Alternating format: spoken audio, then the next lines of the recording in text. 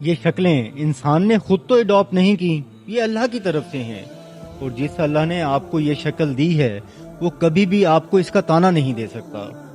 ایک صحابی حضرت ظاہر بن حرام رضی اللہ عنہ، صحابہ فرماتے ہیں کہ بہت سادہ، دیہاتی، ان پڑھ اور رنگ و روپ میں بھی اتنے خوش شکل نہیں تھے، مگر آپ صلی اللہ علیہ وسلم ان سے بہت محبت کا اظہار کرتے۔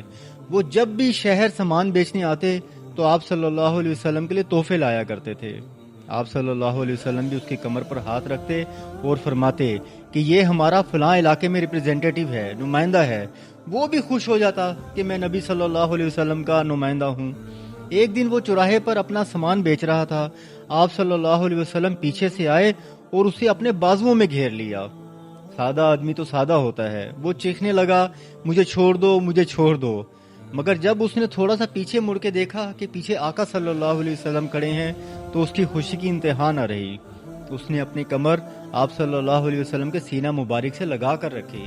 آپ صلی اللہ علیہ وسلم نے اس کی دل جوئی کے لیے فرمایا، کون مجھ سے یہ غلام خریدے گا؟ حضرت ظاہر نے فرمایا، یا رسول اللہ صلی اللہ علیہ وسلم، میری شکل ایسی نہیں، زمانہ میری کوئی قیمت نہیں لگائے گا۔